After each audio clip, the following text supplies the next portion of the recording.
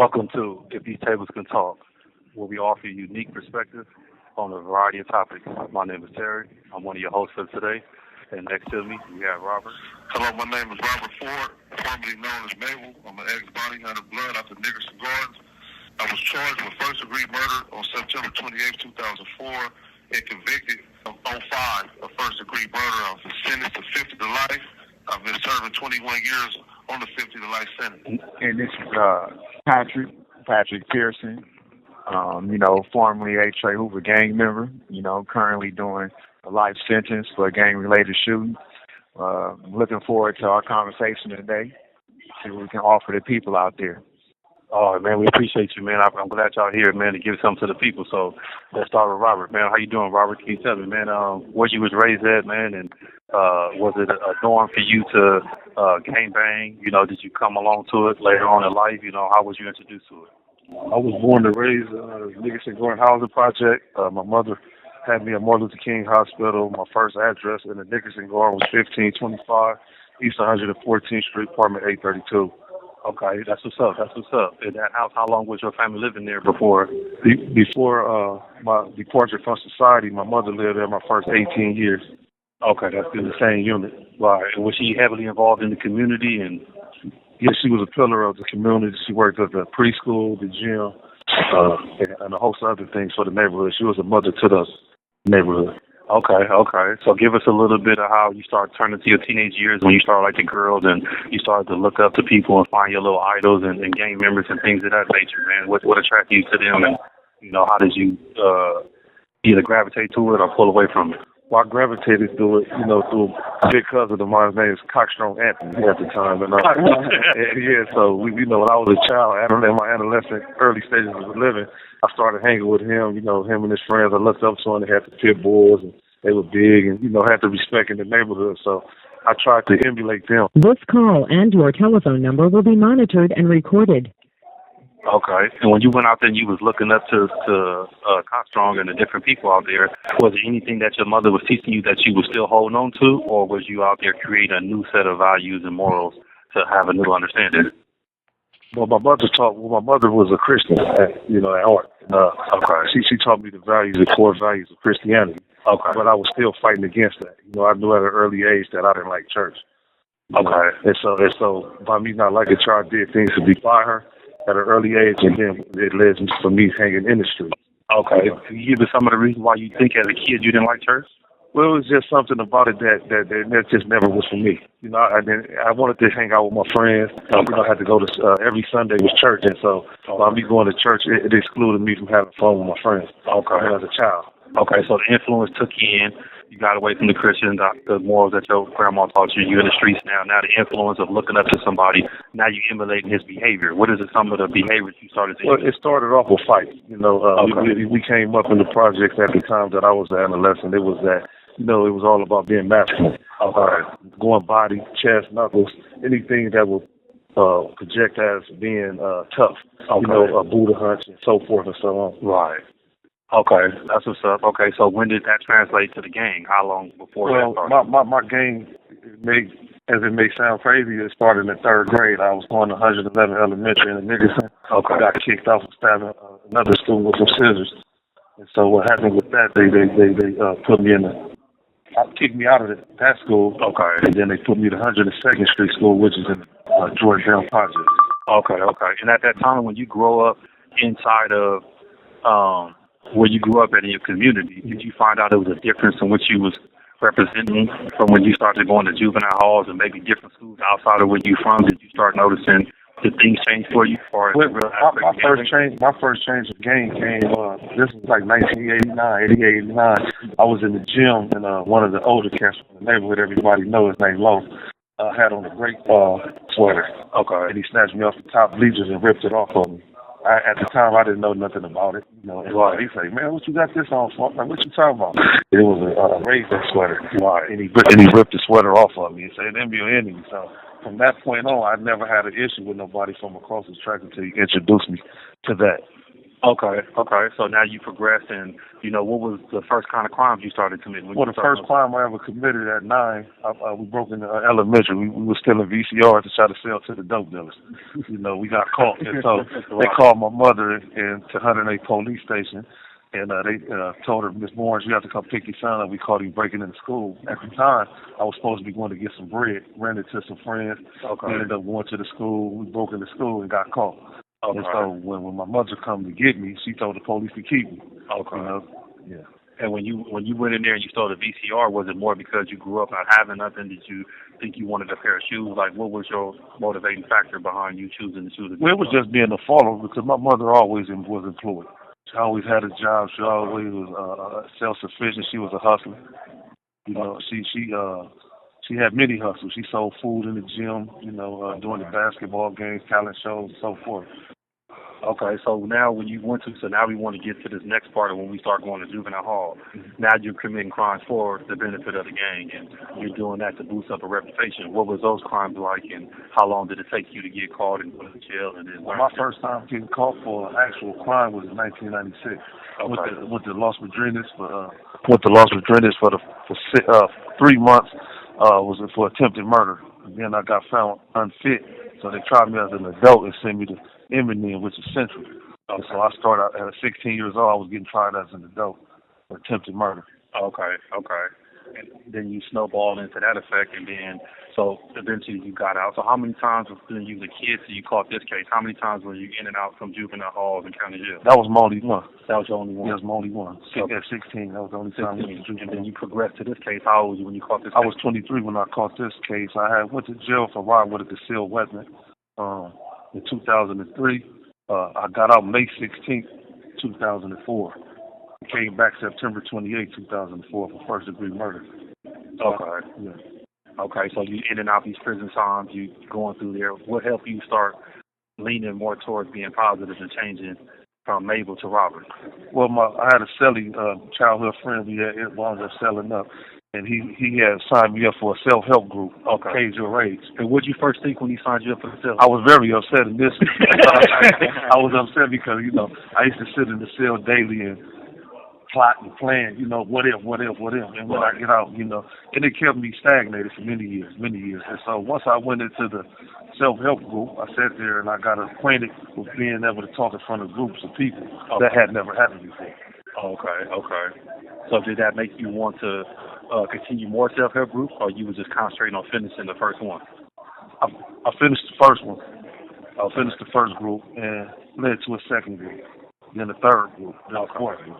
Okay. And taking that challenge from wanting to be influenced by the gang, now I know it's a hard transition being able to go to the gang that you was influenced by to let them know you turned in a different direction. Did they start to see you going to classes and see you change and start trying to ridicule you and throw little sly comments by it, or did they accept it, or did you have to stand on what you believed in certain instances? It came in with both. A lot you hear slick talk, certain little comments, but I brushed it off. But at the same time, I had to figure out what was right for me, what would be right for me as a man, and what would be right for me as a human being.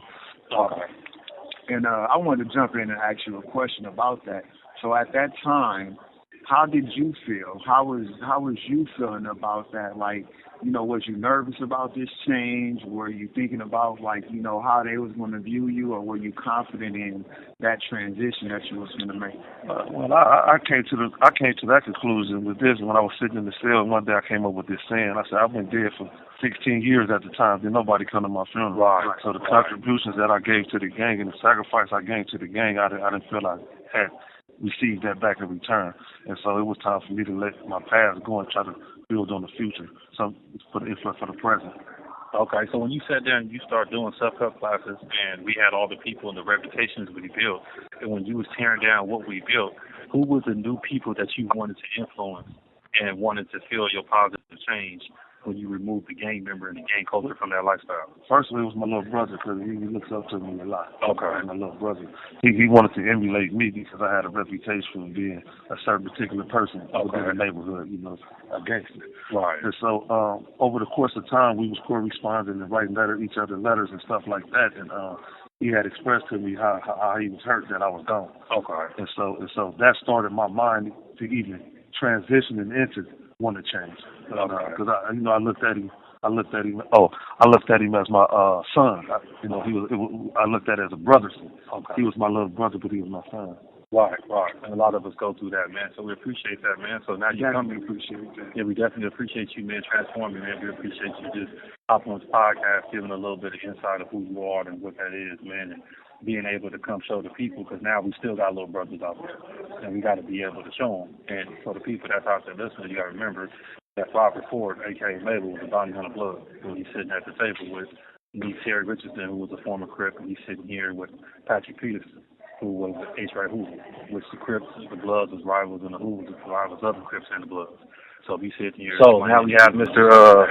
Patrick Pearson, and I want you to give a little bit of insight on how it is, man. Tell the people a little bit how you was raised, and was you living in one particular address? Did you move around growing up? How did that affect you?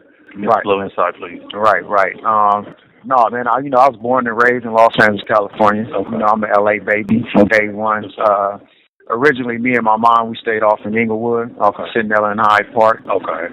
From my early, childhood years, from like 1 till I was like about 5 years old or whatever, we stayed over there in that area. Okay. I remember the '92 riots. Yeah. I remember like it was going up over there, moms running out, going looting and shit. There was a little gas station right across the street from the apartment. Right. Man, she go jump out there, coming back with bread, food, and all the little shit. Right. I knew she was up to something though, because she came back. She had like a little scratch on her arm, like she got cut from some glass or something. But at that time, I really didn't understand what was going on. But it was later that you put the pieces together as a young kid. Right. But leaving the house, were you afraid that she wasn't going to come back? Did you start becoming fearful, or you was just? Man, literally, I was like probably 4 years old. That was like the '92 riots, so I literally was like 4 years old. Okay. So I really didn't too much understand. I just seen her come back with all the stuff. Yeah. You feel me? And a little wound on her. I'm like, man, what's going on? Then I look out the window. You see, just pandemonium. You see a bunch of people running around, stuff on fire, like. It was crazy. That was just, my early memory of being over there in Inglewood, living over there. And, And did you grow up in a household with mom? Was it a man in the house? Was she a single mother? Like, what was that understanding? No, not at all. Like most of us, I grew up in a single parent household. Okay. It was me and mom. Okay. My grandmother stayed with us for, the early parts of that. Okay. My father was in jail when I was born. Okay. He came home later on or whatever, probably for like a short period of time, maybe a year at the most. I had small, fond memories of him. Okay. And then he caught a life sentence because of the 3-strike law. Okay. So he wasn't really present in the household. It was just me and mom. Okay. This is Robert speaking. How did that? This call and your telephone number will be monitored and recorded. How did that make you feel growing up as an adolescent, knowing that your father was? Originally, being that age, being young like that, I didn't understand it at first. He wasn't there, so it wasn't nothing to miss. Right. It didn't hit me until later on, wanting that father, because I did wind up meeting him later on and getting some type of connection with him. Right. And then he disappeared again. Okay. And therefore, at that time I had that little, probably missing of him, longing for that father figure, but it really at that point didn't affect me because I wasn't used to even having a father around, Well, being 4 and not being able to express your feelings, and then getting a little older and having them, right? Did you transfer those feelings back to you was 4 and saying, well, yeah, this is what I was supposed to be feeling when he wasn't there at first, or did you keep them separated? No, man, I absolutely felt like that. Like this was what was going on at them. I was missing that, and I was needing that, and longing for that. Because, as we moved from over there, probably around when I was like 5, right. We moved to to my great grandmother's house. Okay. We moved over there with Big Mama, was staying off of 81st and Big Mama. Right, sure. She was staying over there off of 81st and Normandy, and that was like the house of refuge. Okay. Anytime anybody's going through something, you're in transition or on hard times, okay, you can always go to Big Mama house. Right, you sure. feel me? That was there. That was the staple. That was the safe haven for everybody, right. of my immediate family. Right. And so we moved over there and we were staying with her while we was in transition or whatever.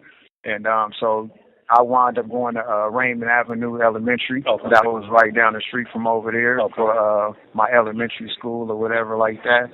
A little bit later on, like probably when I was like 7. Okay. That's when my mom first met my stepfather. Okay, there we go. Which would become a big influence in my life growing up and later on. Okay. You know, this is my sister's dad. He had 2 little girls, my 2 sisters by my mother or whatever. And he would be that influence that introduced me into the gang lifestyle. Okay. Because he was from the A-Trey Hoopers. Okay. You know, my mom fell in love with him, so naturally we moved over there into the neighborhood or whatever. And, you know, we used to stay in every little raggedy roach motel up and down Figueroa. Right. You know, because they was just starting off. They were struggling. They was young. Right. You feel me? You know, trying to make it work and trying to figure it out. And so, you know, that's when I really first got introduced into the gang culture, because nobody in my immediate blood family were gang related. You know, they was just, you know, they wasn't square to the streets, of course, because of where we live at and everything like that, but they wasn't gang related. You know, they worked hard for what they had. You know, my grandmother, her house, she owned it, been over there for 30-something plus years, you know.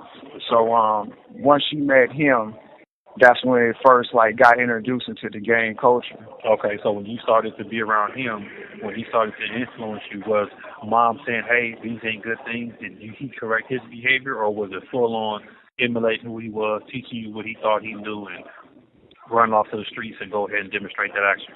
I mean, at the end of the day, I don't think my mom even knew any better. You know, at that time. She was just looking for, you know, that love and some type of male figure or, you know, things like that. So, you know, I don't even think she was aware of the effects that influence was going to have on me. You know, and of course I attached myself to him, you know, because I was looking for that, you know, that male. He was the only man, one of the only few men around. Right. So therefore I was looking up to him, and the emulation came naturally. Right. Because he was the only man around. And these was, you know, the first people I seen, you know, gold rope chains. That's when the rope chains was popular. Right. You remember the herringbones and all that. Like, you know, him, his homeboys, they had the gold chains. You know, I remember one of his homeboys, they had the, you know, the Benz car. Remember the little car phones? They had the little green buttons on it with the little cord attached. Like, I seen that very early on, and of course I was like, man, these them dudes right here. Like, you know, I want to be like them. Like, you feel me? Like, and so therefore, like I say, that influence came naturally. I was influenced very early on.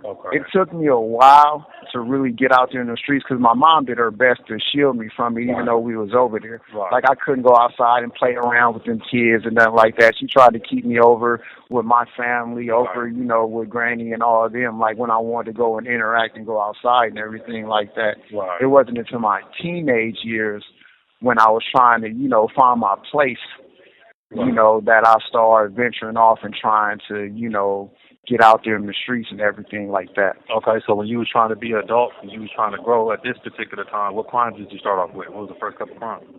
Man, I started off with everything. Once I got out there in them streets, it was go gadget. Like, you know, I was ready, you know, because I really got out there at 15 is when I really first started getting out there. And everything from petty robberies, from, you know, going to people's pockets, walking down the street, to, you know, socking on people, random people, just, you know, to get your survival game up and all that type of stuff. You know, just the regular common little stuff, you know. What was the first thing that actually took you to juvenile hall? Actually, I didn't do no juvenile crime. I didn't do no juvenile time at all. I never went to camp, never went to halls. Like I said, I started at 15. And at that time, you know, I just never did no juvenile time at that time. So by you not going to juvenile hall and getting caught for nothing, did you think that emboldened your behavior? Oh, it absolutely empowered me. Like, it emboldened me. Like, definitely, because, you know, I felt like I was always going to get away. I wound up developing that it can't happen to me type of mentality, because I was getting away with so much things and all that at that time. And, you know, that's why I say it was only a matter of time, because not being caught, like you say, it empowered me. So I was going to continue until I got caught, you know? And so you progress, you got adult, you catch the crime. So now you're in jail, you're doing whatever. When did your change start to happen to realize that this wasn't for you, you want to be a better person? I caught the case that I'm in here for. Like I said, I'm serving a life sentence for a gang-related shooting. I caught that case in 2014. And I think immediately once I caught that case, things started changing for me. Okay. Because it got serious. Right. It got real serious. Right. You know, my life was on the line. Okay. And that kind of shook my world, you know. Right. And it started really making me put things in different content. Right. Because I was like really fighting for my life. It wasn't fun anymore. You know, you have all this fun as an adolescent, as a kid, going out here doing all this stuff, getting away with all this stuff. But when your life is sitting there on the line, it makes you kind of like put life in a different perspective. You know? Right. For sure. Yeah. And so that different perspective, did you start with the self-help class? Did you start picking up books that probably Sally's had around that they introduced you to? At first, it took me a minute. When I first got to prison, I'm not, you know, going to sugarcoat it. I had to, you know, F everything attitude. Right. I was ready to go kamikaze on the first anything because at that time I thought my life was over with. Right. You know, I was in a way low frequency, like I was depressed, didn't even realize it. Right. You know, I was angry, mad at the system, mad at everybody, blaming the homies, you know, blaming everybody but myself for my right. situation at that time. Right. It wasn't until I really started reading books, okay. the first thing that kind of changed my mind. Right. The first book that really sparked a change in me, y'all might recognize the lady's name, is Dr. Frances Cress Welsing. Right. Like if you ever seen the movie Baby Boy, it's the dude that Tyrese, he mentioned her in the beginning of the movie okay. when he's relating how, you know, we call the house the crib, right. you know, and right. you know, and all that type of stuff. She wrote a book called The ISIS Papers. Okay. And when I read that book, that was the first book to start sparking a different idea for me. Okay. So man, you know, anything else you want to add about helping that transformation came and the people that you put in place that you realized you wanted to start making them proud of who you were and the things you've been accomplishing? Did that replace? You want to speak to those people that helped you? The biggest thing was like, you know, my daughter, my sister, the women around me. You know, I wanted to be a good example for them. Right. You know, I've always told my daughter, you know, don't get no dude like me, don't have no man like me. Okay. And I started realizing how, you know, crazy that sounds. Right. And I started wanting to grow yeah. and be a man that she could be proud of. Right. And I could say go out and get a man like me and all that. So that was some of the things that helped me along my journey of change. Okay, well, I appreciate it, man. Thank you. Absolutely. People, you know, little insights of who you are, how you think, and how you operate as we further along the topic. Gives unique perspective, man. So I appreciate it. No, definitely. All right, so yeah, Terry, I would like to for you to give our audience, you know, a brief introduction of yourself. Let us know, like, you know, where you was born at, how was your early childhood, and how was your perspective of that growing up. Okay, yeah. Well, you know, I was born in Cincinnati Hospital in Inglewood. Right. I looked at that. But as I started getting older, I started to realize we moved around a lot.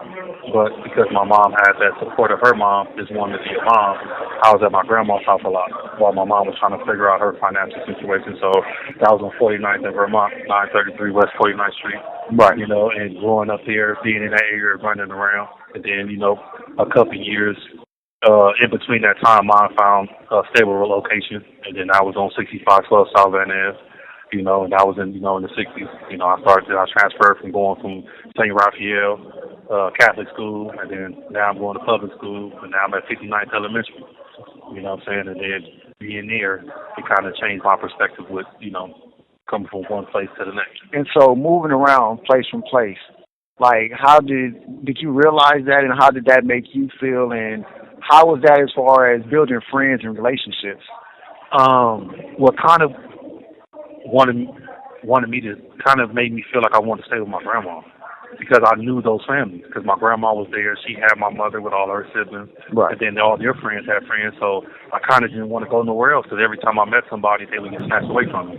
So there was no point in me having friends. There was no point in me meeting anybody because all we was going to move and go somewhere else where it became depressing.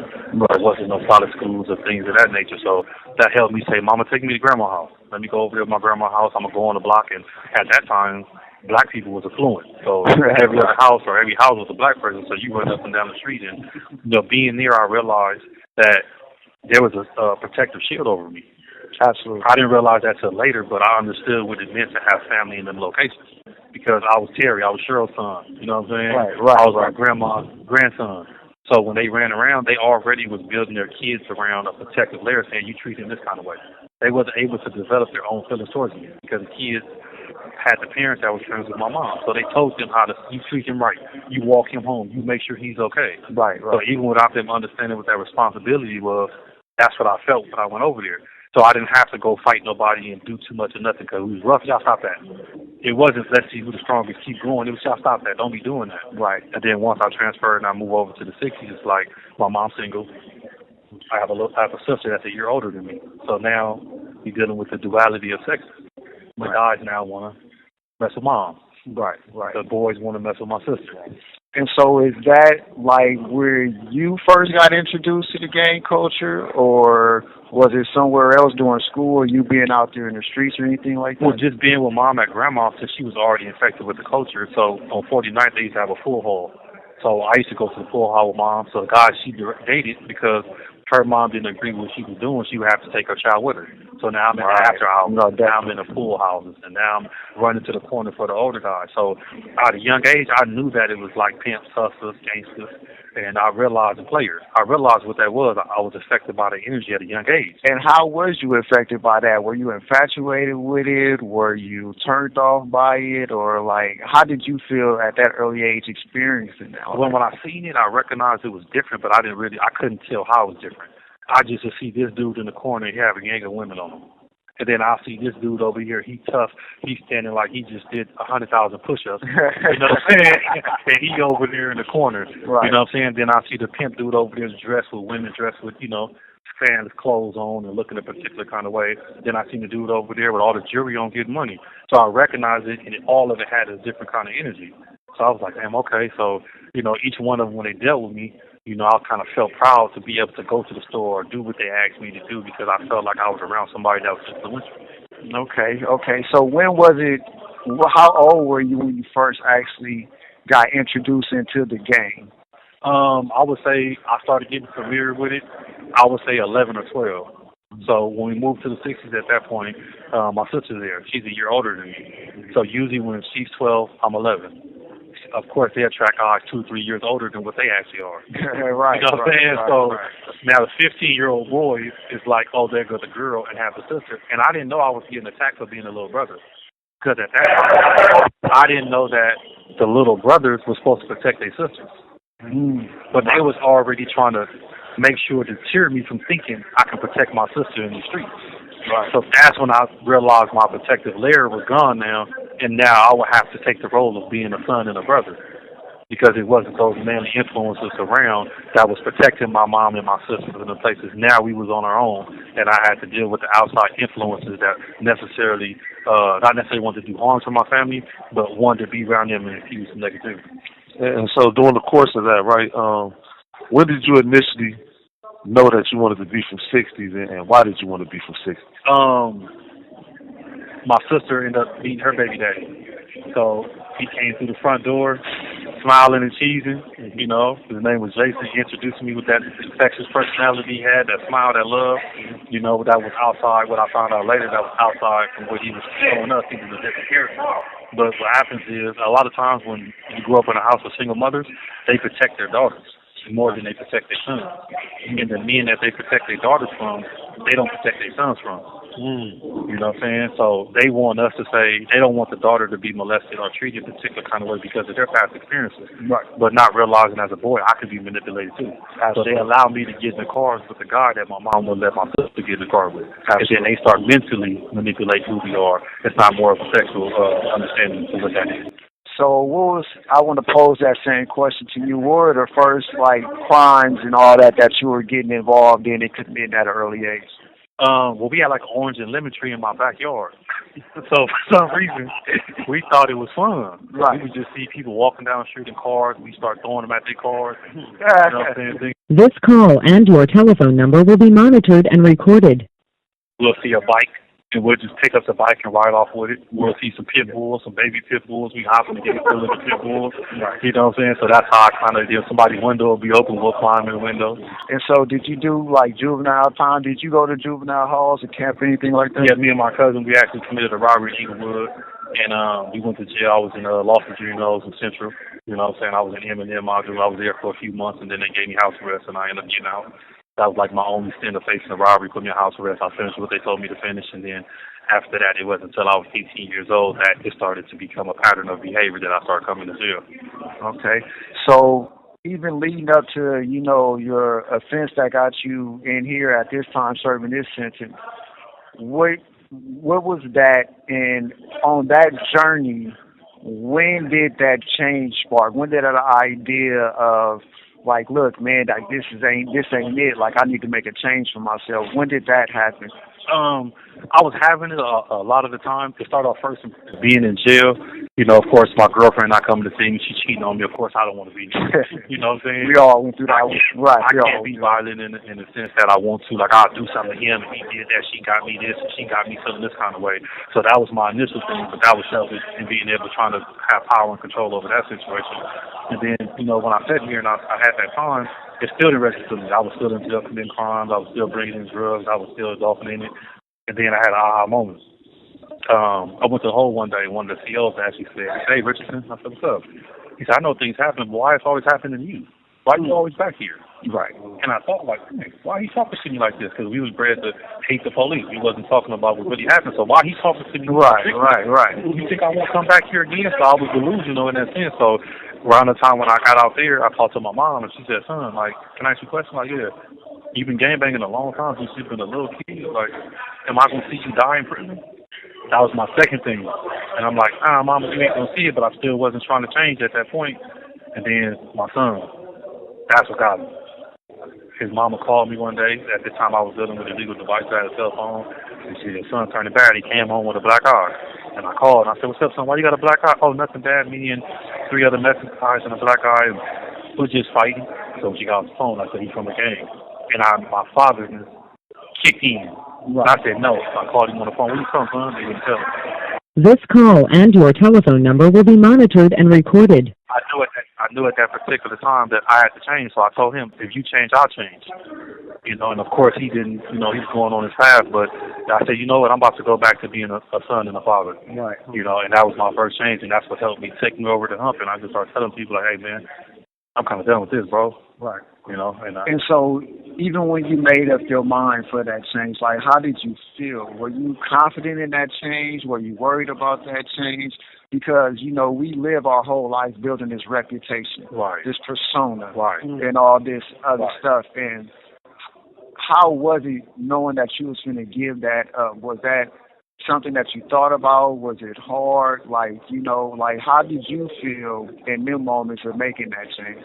It was terrifying. To be honest, it's not easy. Right. I initially started to pull away with the incident on the yard, and the dude was, you know, he had some illegal stuff going on. I actually gave me a deal for it. And he blatantly just said, I said, "Man, where the homie love at?" He said, "Homie love?" He said, "You get no homie love on this. Only time you going to be my homie is when shit, I need help." Right. And I was like, "What?" Right. He's like, "Active war. I ain't got no other favors for you." And it threw me for a back to hear somebody blatantly say, other than me messing up my life, we wasn't friends. Right. You know what I'm saying? Right. So at that time, I came out and told the homies, "If you're not from 60s, I don't want to deal with you no more. I don't care about the cars. I don't care what y'all are taking in prison." Because at that point, at least they treated me better. I'd never been talked to like that before, and I can't see myself even doing nothing for this guy. And that was my first thing of trying to get away from it. And then when I got there, I just, you know, after so many instances of that, and then I started getting into it with the 60s. We started beating people I grew up with and slept in the same houses and couches and did everything under. We started beating. And it was just over a sense of control of me wanting to have my own individuality. So then when I finally got to that place, and I said, "You know what, if I ain't going to stand up to me, nobody will." Right. You know what I'm saying? Nobody going to stand up for me, so I got to stand up for myself. And then at that time, I started getting courage. But even when I thought I had the courage, I sat down. I went to the door. I saw all the guys at the door. I sat back down again.